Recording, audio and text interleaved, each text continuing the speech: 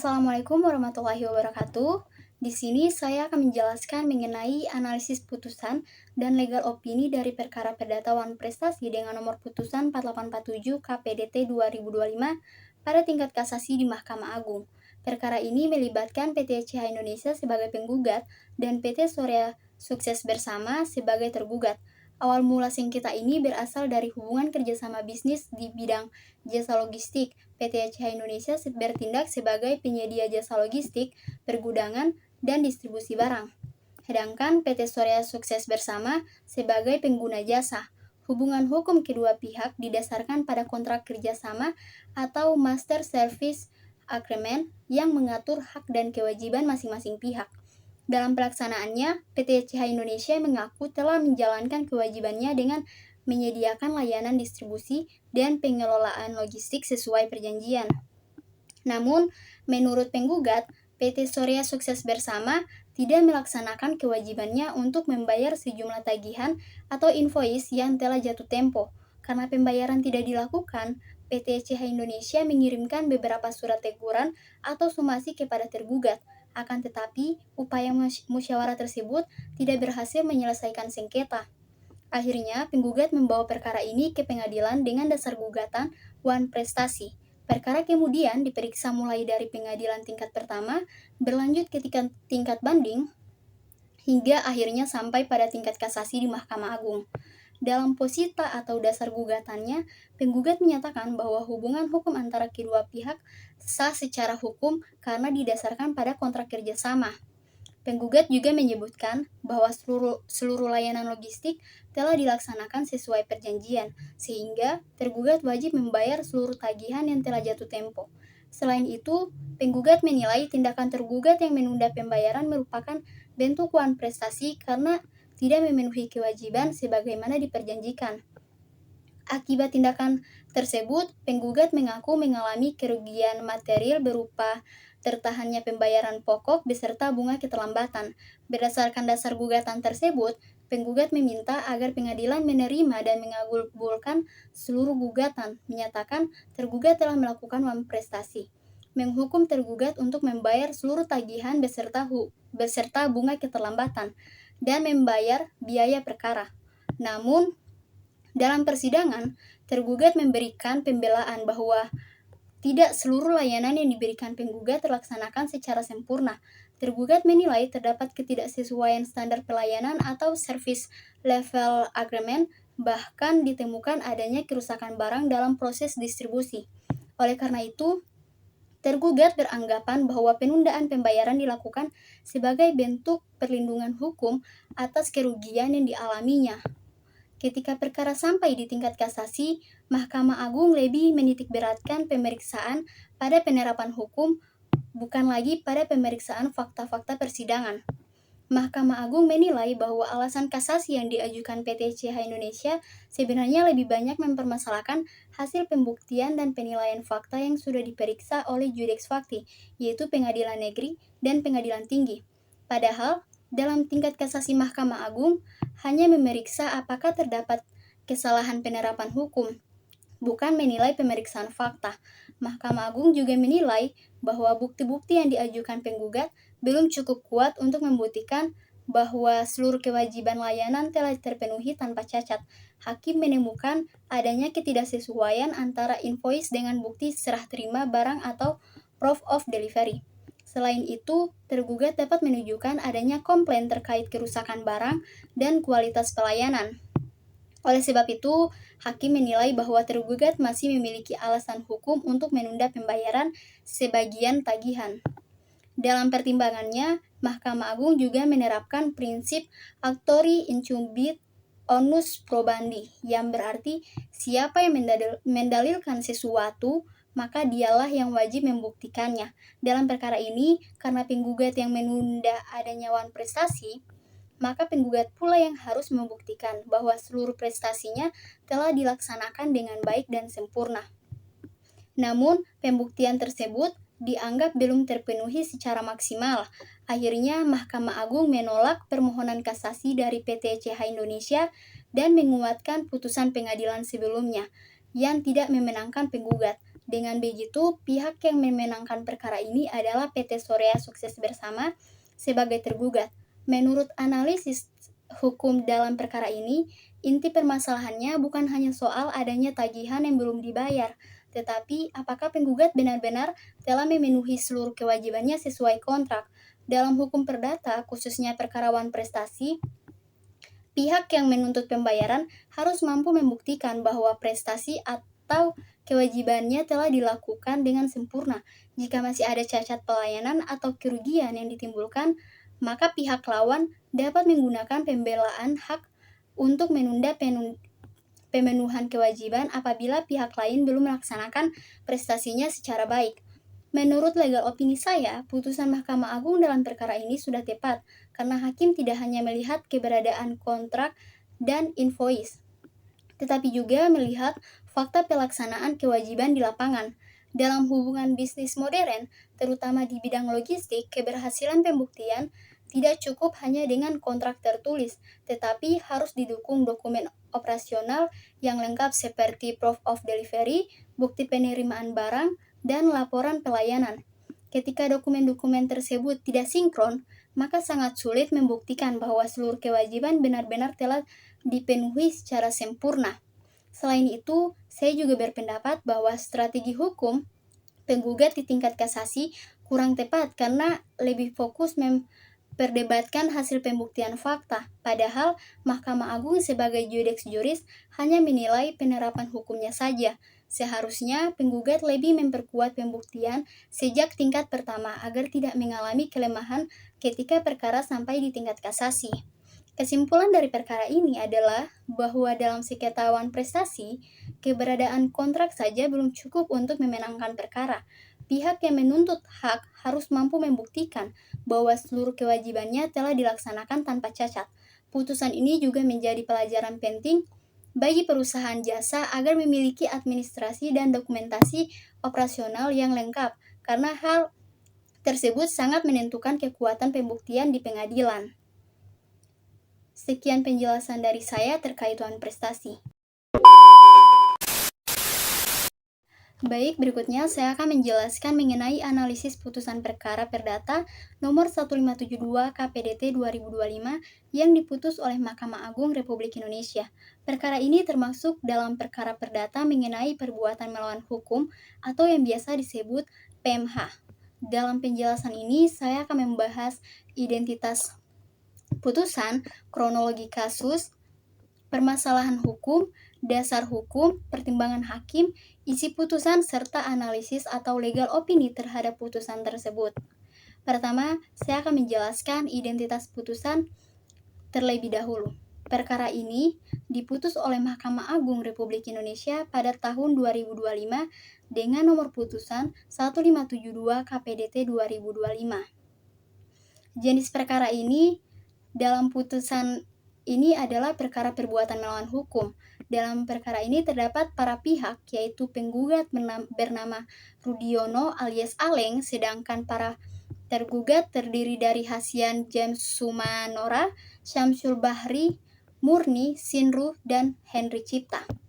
Dalam hukum perdata, perbuatan melawan hukum merupakan suatu tindakan yang bertentangan dengan hukum dan menimbulkan kerugian bagi para pihak lain. Oleh karena itu, pihak yang merasa dirugikan dapat mengajukan gugatan ke pengadilan agar memperoleh perlindungan hukum dan keadilan.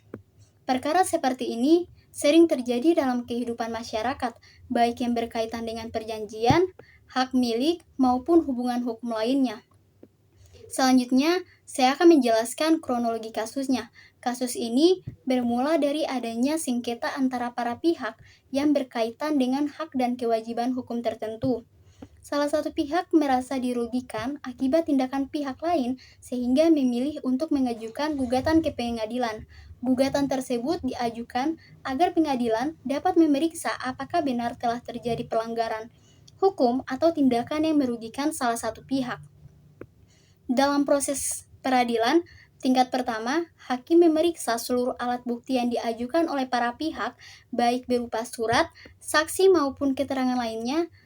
Setelah dilakukan pemeriksaan, pengadilan tingkat pertama kemudian menjatuhkan putusan Akan tetapi, salah satu pihak merasa tidak puas terhadap putusan tersebut sehingga mengajukan upaya hukum banding. Pada tingkat banding, pengadilan kembali memeriksa perkara dan memberikan putusan yang pada dasarnya mempertahankan atau mengubah sebagian putusan sebelumnya. Namun ternyata masih ada pihak yang belum menerima hasil tersebut, sehingga perkara dilanjutkan ke tingkat kasasi di Mahkamah Agung Republik Indonesia. Dalam tingkat kasasi, Mahkamah Agung memiliki peran sebagai judex juris. Artinya, Mahkamah Agung tidak lagi memeriksa fakta-fakta baru dalam perkara, tetapi hanya memeriksa apakah hukum telah diterapkan dengan benar oleh pengadilan sebelumnya. Hal ini penting karena fungsi kasasi bukan untuk mengulang seluruh proses pembuktian, melainkan untuk memastikan bahwa penerapan hukumnya sudah sesuai dengan ketentuan perundang-undangan. Setelah Mahkamah Agung memeriksa permohonan kasasi beserta alasan-alasan yang diajukan oleh pemohon, Mahkamah Agung kemudian memberikan putusan akhir dalam perkara tersebut. Putusan Mahkamah Agung ini bersifat final dan mempunyai kekuatan hukum tetap sehingga harus dihormati serta dipatuhi oleh para pihak yang bersengketa. Selanjutnya, saya akan menjelaskan mengenai permasalahan hukum dalam perkara ini. Permasalahan hukum pertama adalah apakah benar telah terjadi wan prestasi atau perbuatan melawan hukum oleh salah satu pihak. Dalam perkara perdata, sangat penting untuk membedakan antara wan prestasi dan perbuatan melawan hukum. Wan prestasi terjadi apabila salah satu pihak tidak memenuhi kewajibannya, sebagaimana yang telah diperjanjikan. Sedangkan perbuatan melawan hukum merupakan tindakan yang bertentangan dengan hukum dan merugikan pihak lain, walaupun tidak selalu didasarkan pada suatu perjanjian. Permasalahan hukum kedua yaitu apakah judex facti atau pengadilan sebelumnya telah menerapkan hukum secara tepat terhadap fakta-fakta yang terbukti di persidangan. Dalam perkara kasasi, hal ini menjadi sangat penting karena Mahkamah Agung akan menilai apakah ada kekeliruan penerapan hukum yang dilakukan oleh pengadilan sebelumnya. Permasalahan hukum ketiga yaitu apakah alasan pemohon kasasi memenuhi dasar hukum yang cukup untuk membatalkan putusan sebelumnya. Tidak semua ketidakpuasan terhadap putusan dapat dijadikan alasan kasasi. Pemohon kasasi hanya dapat diterima apabila benar-benar terdapat kesalahan penerapan hukum atau pelanggaran terhadap ketentuan hukum yang berlaku. Selanjutnya, mengenai isu hukum yang disengketakan dalam perkara ini, terdapat beberapa isu hukum utama dalam perkara ini. Pertama, mengenai keabsahan hubungan hukum antara para pihak. Hakim harus memastikan apakah hubungan tersebut benar-benar ada dan dapat dibuktikan secara sah menurut hukum. Kedua, mengenai kesesuaian pertimbangan hakim dengan ketentuan peraturan perundang-undangan. Ketiga, mengenai keadilan dan kepastian hukum dalam putusan sebelumnya. Dalam setiap putusan pengadilan, hakim tidak hanya mempertimbangkan aspek kepastian hukum, tetapi juga keadilan dan kemanfaatan hukum. Oleh karena itu, hakim harus benar-benar objektif dalam menilai fakta dan menerapkan hukum agar putusan yang dihasilkan tidak merugikan salah satu pihak secara tidak adil. Selanjutnya, saya akan menjelaskan dasar hukum yang digunakan dalam perkara ini. Dasar hukum pertama yaitu pasal 1365 KUH Perdata tentang perbuatan melawan hukum. Dalam pasal tersebut, dijelaskan bahwa setiap perbuatan melawan hukum yang menimbulkan kerugian kepada orang lain mewajibkan pihak yang bersalah untuk mengganti kerugian tersebut. Pasal ini merupakan dasar utama dalam gugatan PMH karena mengatur tanggung jawab seseorang atas kerugian yang ditimbulkan kepada pihak lain. Dasar hukum kedua yaitu pasal 1239 KUH Perdata mengenai wan prestasi. Pasal ini menjelaskan bahwa pihak yang tidak memenuhi kewajibannya dalam suatu perikatan dapat dimintai pertanggungjawaban hukum. Dalam perkara perdata, kedua pasal ini sering digunakan karena berkaitan dengan hubungan hukum dan tanggung jawab para pihak. Berikutnya mengenai pertimbangan hukum hakim. Dalam tingkat kasasi, Mahkamah Agung berpendapat bahwa alasan kasasi harus didasarkan pada adanya kesalahan penerapan hukum. Setelah memeriksa seluruh alasan yang diajukan oleh pemohon kasasi, Mahkamah Agung menilai bahwa tidak terdapat kesalahan penerapan hukum oleh pengadilan sebelumnya. Oleh karena itu, Mahkamah Agung memutuskan untuk menolak permohonan kasasi. Pertimbangan hakim sangat penting karena menjadi dasar mengapa suatu putusan dijatuhkan dalam perkara ini. Hakim menilai bahwa putusan pengadilan sebelumnya telah sesuai dengan ketentuan hukum yang berlaku sehingga tidak ada alasan yang cukup kuat untuk membatalkannya. Selanjutnya mengenai amar putusan. Amar putusan merupakan bagian putusan yang berisi keputusan akhir hakim. Dalam perkara ini, Mahkamah Agung menolak permohonan kasasi dan menguatkan putusan sebelumnya. Dengan demikian, putusan pengadilan sebelumnya tetap berlaku dan mempunyai kekuatan hukum tetap. Kemudian, saya akan menjelaskan isi putusan pengadilan Mahkamah Agung memeriksa pemohon kasasi yang diajukan oleh salah satu pihak karena merasa tidak puas terhadap putusan sebelumnya. Pemohon kasasi beranggapan bahwa terdapat kesalahan penerapan hukum oleh Judex Fakti.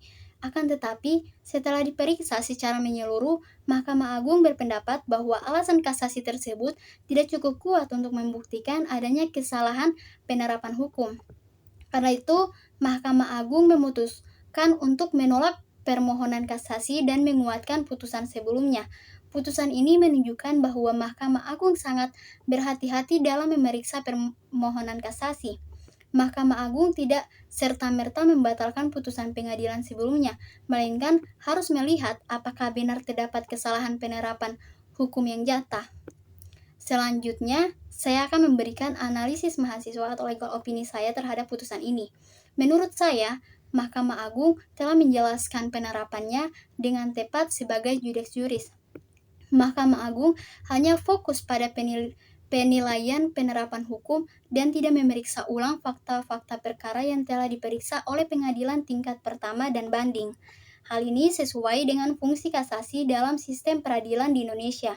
Selain itu, putusan yang menolak permohonan kasasi menunjukkan bahwa alasan yang diajukan pemohon tidak cukup kuat untuk membuktikan adanya kesalahan penerapan hukum. Dengan demikian, Mahkamah Agung mempertahankan putusan sebelumnya demi menjaga kepastian hukum. Menurut pendapat saya, putusan ini sudah tepat apabila memang tidak ditemukan adanya kekeliruan hukum dalam putusan sebelumnya. Hakim juga telah mempertimbangkan alasan kasasi secara objektif dan komprehensif sehingga keputusan yang diambil dapat memberikan rasa keadilan bagi para pihak. Selanjutnya mengenai argumentasi hukum. Secara hukum, Mahkamah Agung berwenang untuk menilai penerapan hukum dan bukan untuk memeriksa ulang fakta-fakta perkara. Oleh sebab itu, apabila alasan kasasi hanya berkaitan dengan ketidakpuasan terhadap hasil pembuktian atau penilaian fakta, maka hal tersebut bukan merupakan dasar yang sah untuk mengajukan kasasi. Kasasi hanya dapat dikabulkan apabila terdapat kekeliruan dalam penerapan hukum, pelanggaran terhadap peraturan perundang-undangan, atau adanya putusan yang bertentangan dengan hukum yang berlaku. Dalam perkara ini, Mahkamah Agung menilai bahwa tidak ada kesalahan penerapan hukum sehingga permohonan kasasi ditolak. Selain memberikan kepastian hukum, putusan ini juga menunjukkan pentingnya peran hakim dalam menjaga konsistensi penerapan hukum di Indonesia. Dengan adanya pengawasan dari Mahkamah Agung melalui tingkat kasasi, maka diharapkan setiap putusan pengadilan dapat sesuai dengan hukum dan tidak menimbulkan ketidakadilan. Kesimpulan dari perkara ini adalah Mahkamah Agung menolak permohonan kasasi karena tidak ditemukan adanya kesalahan penerapan hukum oleh pengadilan sebelumnya. Putusan ini menunjukkan bahwa fungsi Mahkamah Agung dalam tingkat kasasi lebih menitikberatkan pada pengawasan penerapan hukum, bukan pada pemeriksaan ulang fakta-fakta perkara. Selain itu, putusan ini juga memberikan kepastian hukum bagi para pihak karena telah memperoleh kekuatan hukum tetap. Dari perkara ini, kita juga dapat memahami pentingnya upaya hukum kasasi dalam sistem peradilan Indonesia. Kasasi berfungsi sebagai sarana pengawasan agar penerapan hukum oleh pengadilan di bawah Mahkamah Agung tetap sesuai dengan ketentuan hukum yang berlaku. Dengan demikian, keadilan, kepastian hukum, dan kemanfaatan hukum dapat tercapai secara seimbang. Sekian penjelasan dari saya terkait analisis putusan perkara Wan Prestasi dan PMH. Terima kasih.